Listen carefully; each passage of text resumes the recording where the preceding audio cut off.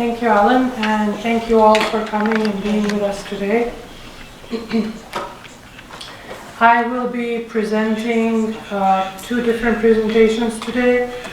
And first and foremost, I will talk about the actual methodology that was used for the development of the papers.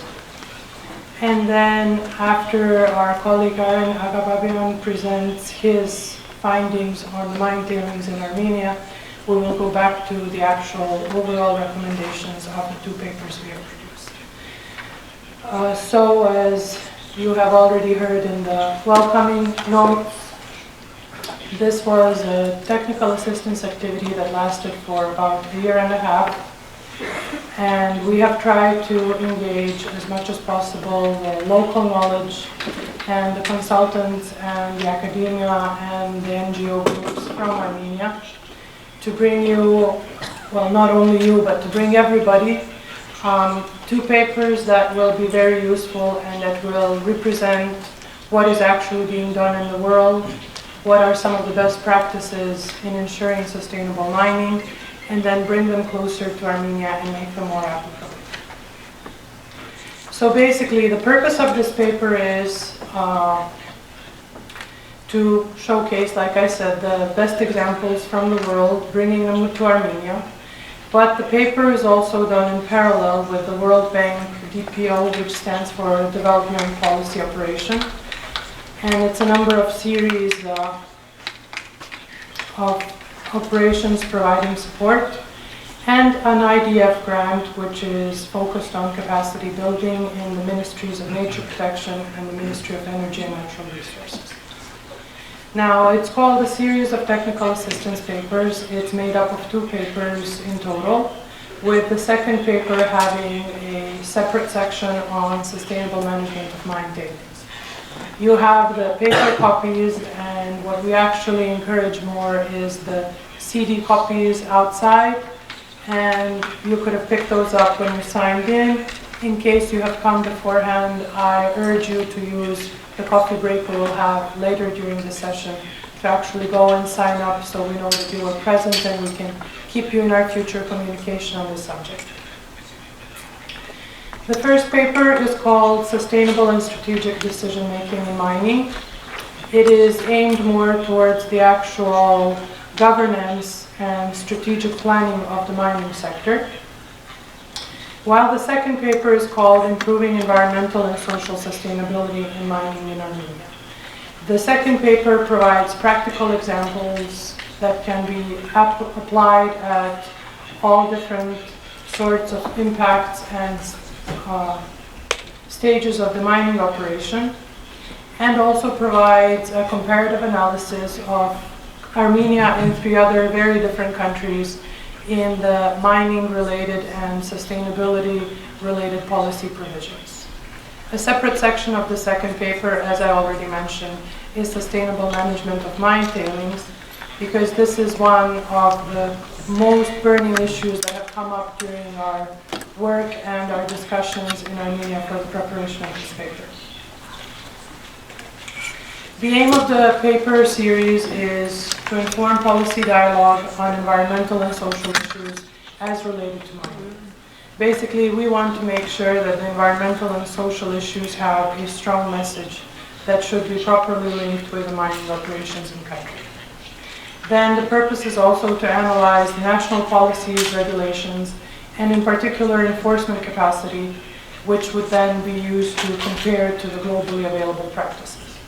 I mean, it's all great if you have wonderful practices that can and could be applied, but the main issue is how to make sure that they are enforced and that they are actually linked with what the companies are supposed to be doing. The third aim is to facilitate knowledge sharing, targeting policy and decision makers, and focusing on the two aspects below. So basically, environmental and social implications of the mineral extraction and governance for sustainable mining. The structure of the first paper that you have in front of you is split up into 5 chapters. The first chapter provides an overview of the mining sector in Armenia. It provides why mining is important to Armenia, what are the institutional, regulatory, frameworks, what are some of the issues, what is missing in those frameworks, and basically it also includes provisions of the international treaties that Armenia has signed but may not be fully implemented. The second chapter shows what are the policy tools for sustainable and strategic decision making. So it first talks about the environmental impact assessment. This is the very base tool that can and is used in ensuring all activities, and mining is included. Building on that, there is a possibility to include cumulative impact assessment and strategic environmental and social assessment in the overall sustainability processes. Chapter 3 focuses on valuation of natural capital. So basically, it provides also an example of how assigning economic value to environmental and social damages can and should be done. And then once the actual environmental and social damages of not only mining but any given operation are expressed in terms of money, then it's much easier to compare it to the actual benefits that will be provided from the given operation. Chapter 4 discusses benefit sharing mechanisms, and it goes to lengths to ensure that the mining activities will lead to positive social impacts across the country. And not only across the country, but also positive social impacts for a longer duration than the actual duration of the mine itself. Chapter 5 provides conclusions, recommendations, and challenges, which we will look at in a separate presentation that will follow later on during the day. The second paper provides in Chapter 1 the comparison of legal requirements in 4 countries that we have picked to make sure that they are all very, very different or could be close to Armenia. So basically we are focusing on Armenia, Finland, Kyrgyzstan, and Australia. There's a number of different sections that the legal provisions are compared against. Chapter 2 provides transparency and information sharing as one of the key elements, so pretty much the cornerstone of a sustainable mining system.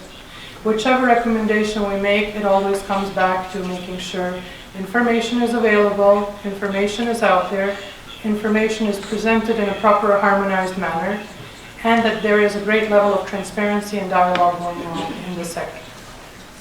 Chapter 3 then provides best practices of sustainable mining coming from international mining corporations.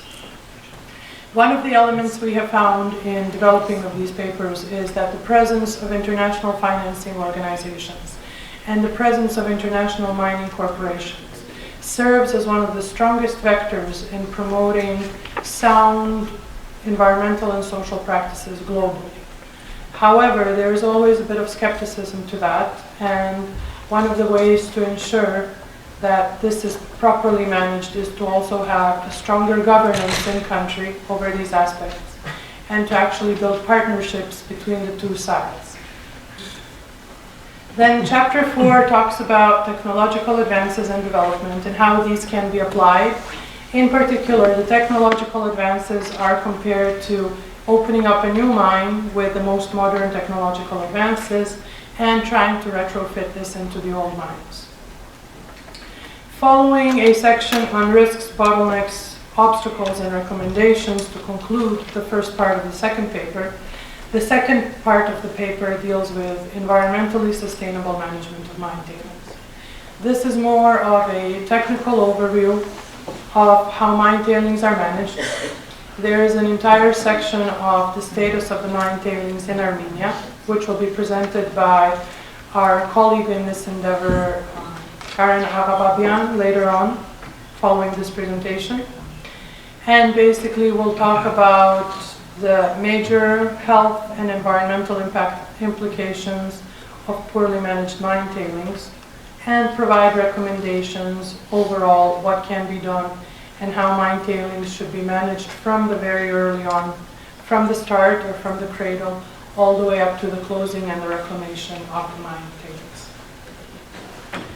The general direction of the paper is, first of all, the analysis of the situation, which would include the opportunities and issues in the development of a sustainable mining sector in Armenia.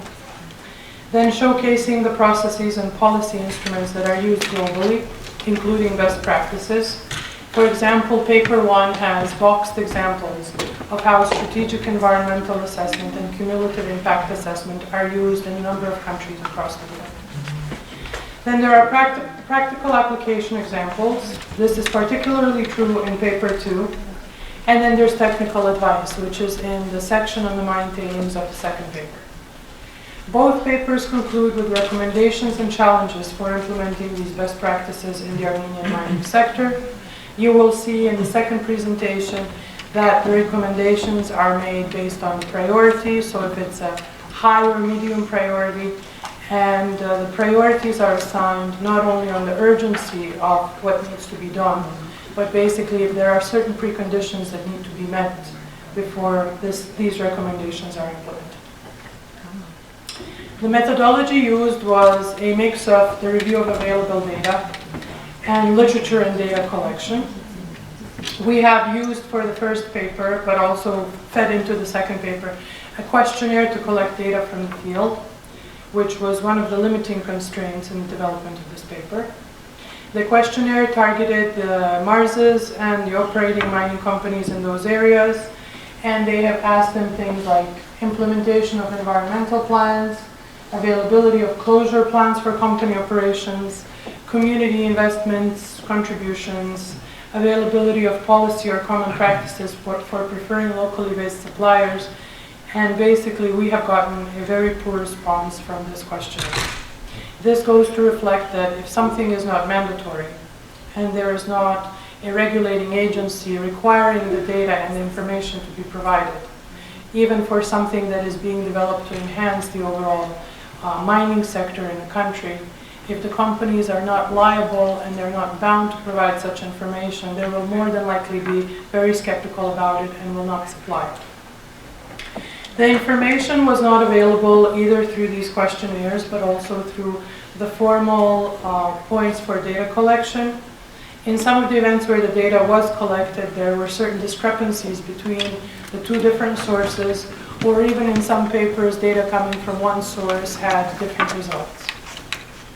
As such, we have tried to surpass this by using a number of local consultants that could facilitate data collection, and also using of these consultants would ensure that the situation of the mining sector in Armenia is adequately reflected and well presented. The social aspects that were analyzed were also done as a separate paper that was developed by Alexander Grigoryan, also of the American University of Armenia. He has estimated data sheets analyzed from the Caucasus Barometer. He has provided information from household survey data sets and from the National Statistical Service of the Republic of Armenia. We have used Alexander's paper, which is a fairly standalone document, and we have integrated it into chapter 4 of the first paper, where we talk about the social impact and where we talk about ensuring shared prosperity in country and also for a number of generations beyond the mining operation. The key legislation analyzed was both the legislation related to mining or strategic development of mining, and then the legislation related to sustainable development. These two are two different sets of legislation, and they come into play both at interlinked, both to an interlinked approach for the mining sector. Basically, the legislation that encompasses both mining and environment to a certain extent is the new Mining Code of 2011. And this was analyzed as one of the key pieces of the mining regulation for the paper, together with the provisions of the first and second National Environmental Action Plan, or NEAP, the Sustainable Development Program for the Republic of Armenia, and then a number of laws, like the law on environmental impact assessment, law on subsoil resources, purposeful environmental charges on nature protection, the land code, soil code, water code, and a number of these different provisions that come into play for the mining sector. The team was made up of 3 specialists, 2 coming from Washington. Myself, I come from Sarajevo, Bosnia and Herzegovina. So Adriana, that has already addressed you, she is the lead environmental specialist based in Washington headquarters of the World Bank. And Michelle Rebosio is our social development specialist who was not able to be with us today because of other prior engagements. Myself, Esma Kreso, environmental specialist from the Bosnia and Herzegovina country office. We have been supported by our colleagues in the World Bank Yerevan country office, whom we would like to thank very much. So, Arusyak, Tigran, Bolhar, and Satik, thank you for all your support. And as I mentioned, we have had additional support provided by 3 Armenian consultants, and we have also made use of one of our summer interns and another colleague working on another project to help us assemble the data and the information needed for the preparation of these papers.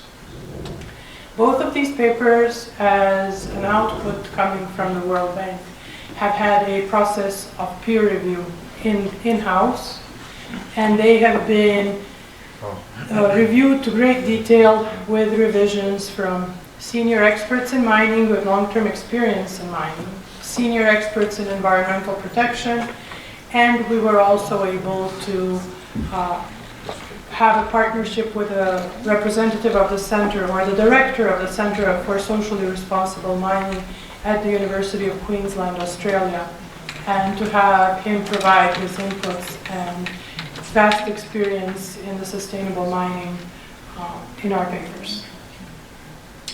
The first paper was subject to consultations that were carried out in the World Bank Yerevan country office in October 2013. We have had representatives of both ministries, so Ministry of Nature Protection, Ministry of Energy and Natural Resources, and also Ministry of Finance attend. We have had other official institution representatives. We have had a number of NGOs, academia, civil society organizations, and representatives of mining companies. And then, since we had a very short deadline, we decided that we would follow the feedback from the first paper, but also do a round of email dissemination and virtual consultations for the second paper. We have also received formal comments on both papers from the Ministry of Nature Protection and Ministry of Energy and Natural Resources, and we would like to thank them both for helping us improve the overall papers. That is all on the methodology and the way the papers were developed. Or perhaps to just go into the second one while we're here. I suggest while Karen joins us, we would make a little change in our schedule and actually move straight into the findings and the recommendations of the 2 papers.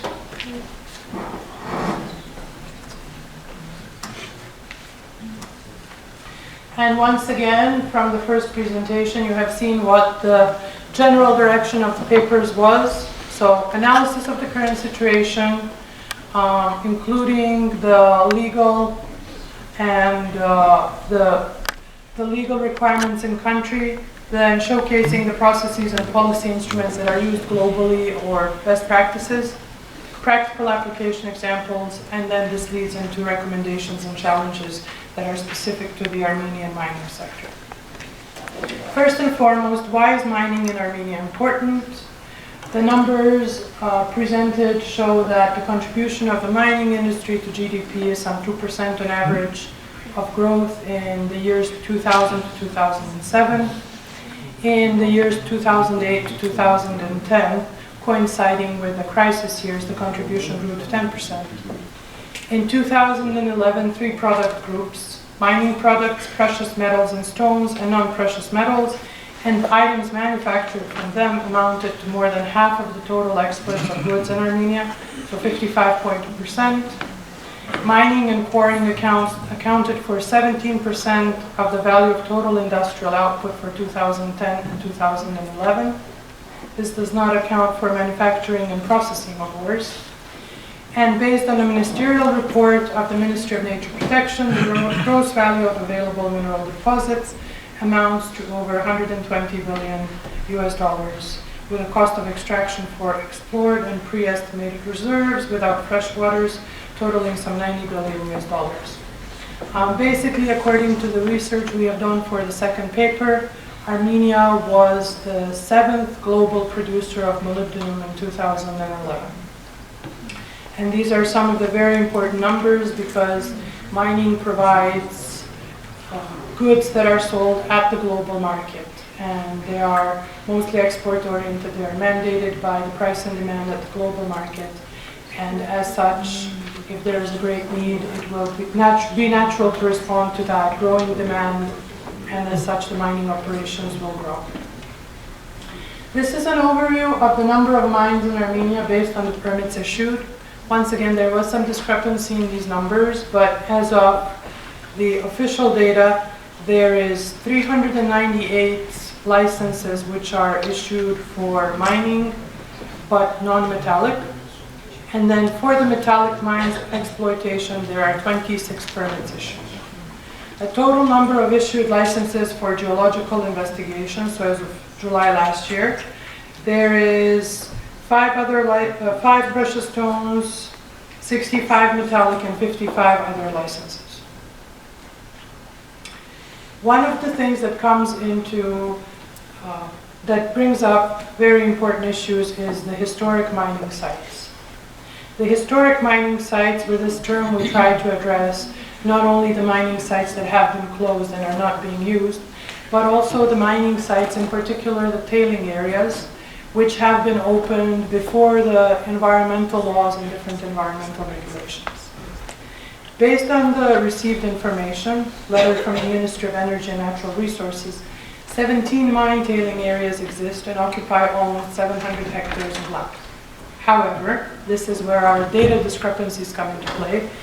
Based on the information received from the Ministry of Emergency Situations, 19 tailing areas exist, and they occupy almost double area from the one listed above. While the total mining occupied area is estimated at 8,275 hectares. So this is the mines and the mine tailings and the entire area occupied by the mining operations. From the first information, 10 tailing sites are operational and 7 are closed. What we mean when we say closed is that they are not used for disposal anymore, but the practices of how they are closed and perhaps reclaimed are debatable and may not be done in the most environmentally sound manner. The tailing areas that are old, they present a threat through leaching of acids, leaching of heavy metals, generation and overall dust generation, and basically they present an environmental and health concern to the population in the immediate area, but also downstream. And due to the nature of the leachate and being able to enter water streams and pollute them, the impacts may be far-reaching than just the local area. The old mines and their negative environmental impacts are a deterrent to new mining development, as they do not present proper results of what could be done with a modern mining operation. So with the best practices that the companies would implement, and with the sound requirements that the government agencies would impose and oversee being done, the new mining developments do not need to have the impacts that are associated with the old mines and the old tailing dams in particular. The environmental and social sustainability challenges that come out of both papers is first and foremost the present minimum. The present minimum that can and should be done is the effective implementation of the provisions of the mining code and the subsequent guidelines and the environmental impact assessment process.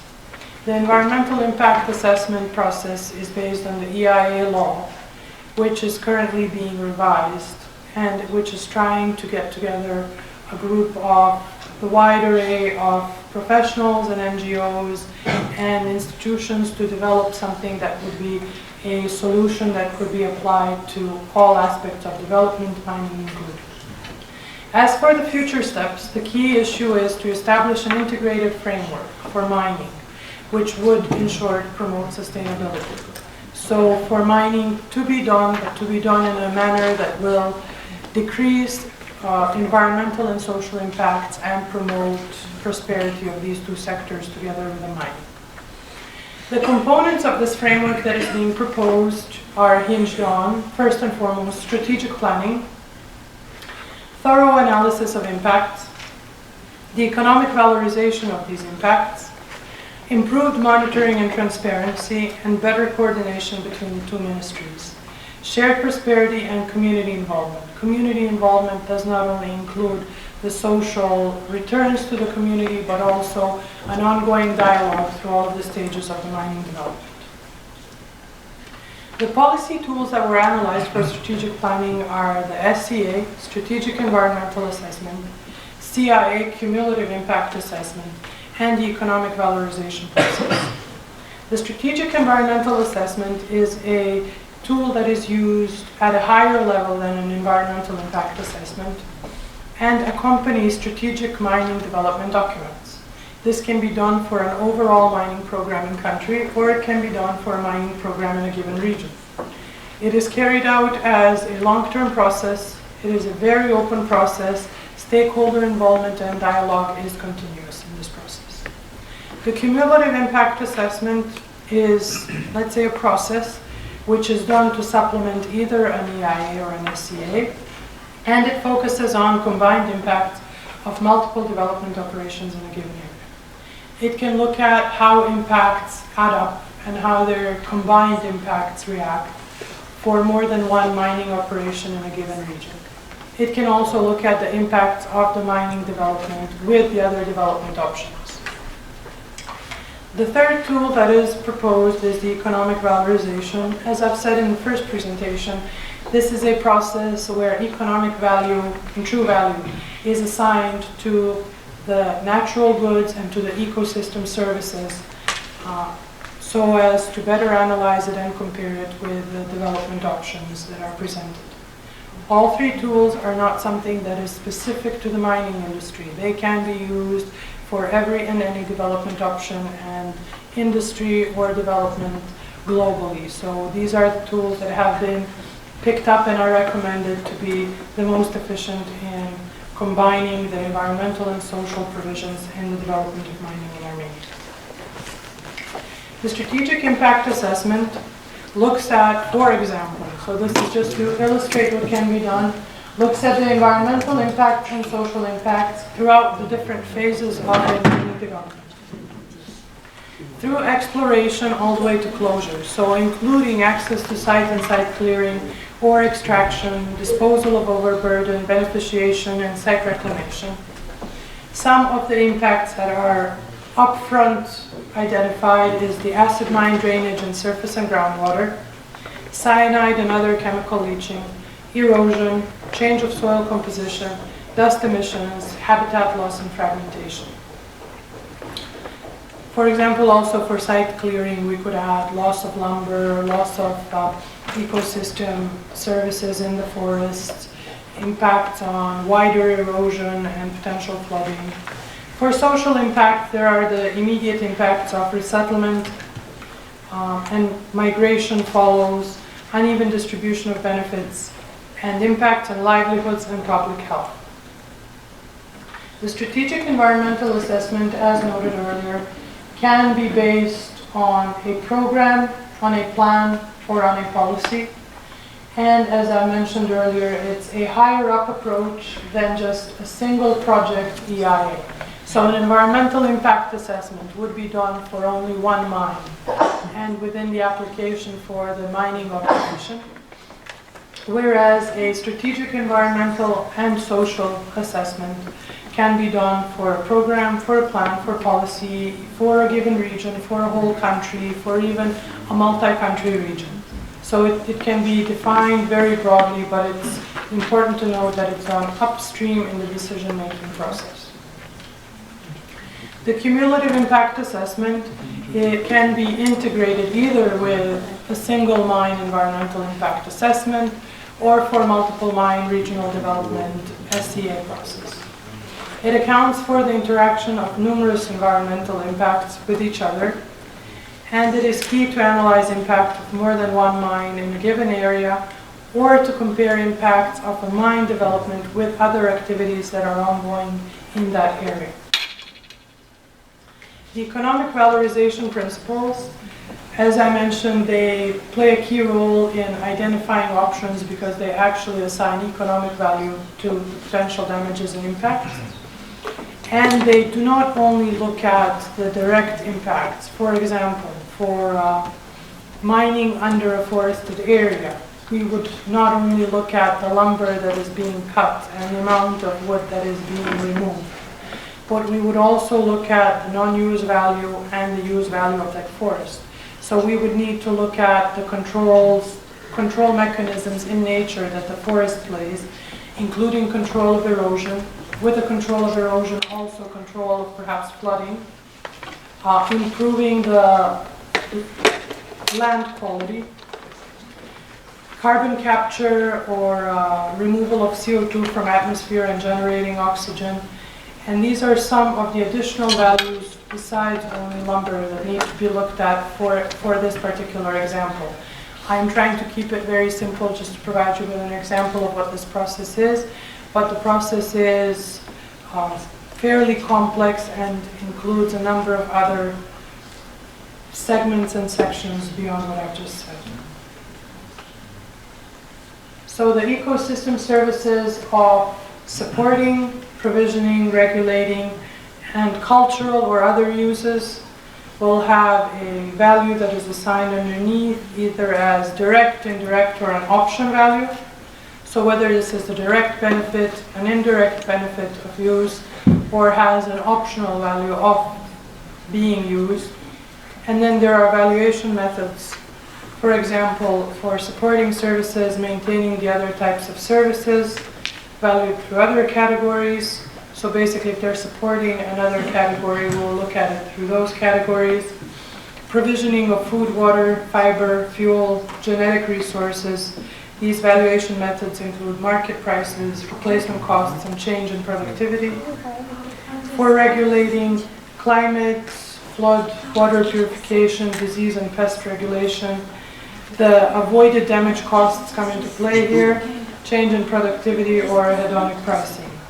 For the cultural, so the recreational, aesthetic, educational, or spiritual values, the stated preference is done through surveys and the travel cost methods. Here, for illustration purposes, these are the costs of environmental degradation as a percentage of GDP. If you can see up top, the font is a bit wider. In Armenia, this is between 0.15% to 0.26% of GDP, whereas the rest of the countries, you will see that the lowest values are just above 2% in Tunisia and go all the way up to almost 5 or 5% in Egypt and Iran. The supporting elements for improved sustainability, so for establishing this whole sector, what can be supporting elements is first and foremost improved enforcement of legal provisions. So it's all great and perfect if you have good laws in place that line out the provisions that are necessary to be done. But there needs to be a system in place that will enforce that these are actually being done. This is done through supervision on sites, inspections and control, but also on the availability of reliable data that can be used and that can be compared amongst each other for the duration of given years. What this means is that the data will have an established and unified set of values, so you can easily compare data from 10 years down the road to what the original values have been, or 20 years down the road, or in 5 years. They will all be using the same set of parameters, and they will be easy to compare and will be readily available. This is also closely linked to increased transparency. So increased transparency would ensure the availability of this data, but would also include involvement of stakeholders in the decision-making processes, in an ongoing dialogue, and ensuring that all sides have their own say and have reached compromise in certain decisions. Another increased transparency mechanism that is promoted through our paper is joining the international initiative, for example, the EITI, or Extractive Industries Transparency Initiative, which promotes better transparency, governance, and accountability in the mining sector. Then there is a number of mechanisms for shared prosperity and long-term community planning, which are discussed at great length in the first paper and also in the second paper. And one of the key things is to balance between new developments and old mining sites. This is particularly important, having in mind what I've mentioned earlier, that old mines and the associated impact do not represent the true image of what a sustainably managed mining operation could present and what it should be. These are some facts and figures on payments. Once again, the font is a bit difficult to read. But basically, these are the amounts in grams made into the state budget in 2008. The first line is natural resource use payments. Second line is environmental fees. Third line is value-added taxes. Profit taxes are the fourth. Royalties are sort of in the middle. Expenditures for the environmental protection purposes are 123.3 million. Metallic industry output in total was 85.3 billion. And metallic manufacturing of products is the last number, which is 104,955.3 million. The social aspects of mining that have been discussed in a separate chapter and also a separate paper include useful suggestions and practices on how to establish proper benefit sharing mechanisms.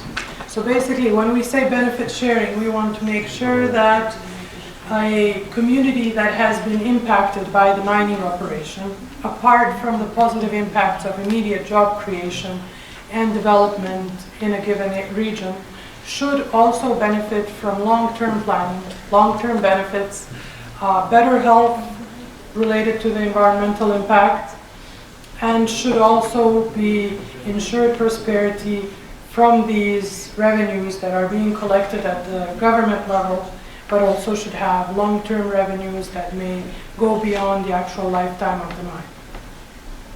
The paper provides examples of shared prosperity through mining and also includes analysis of local versus national planning. My apologies, there will be no separate presentation to follow this. This was just a typo in the presentation. The mine tailing impacts, which Karen will go into more detail, in particular in Armenia, in the next presentation, are presented very simply in this diagram. So there is leachate from the tailings. The tailings, based on the particularities of the mine that is being explored, especially if it's a mining of metals, will also have compounds which are fairly neutral once they are in the deeper levels of the ground.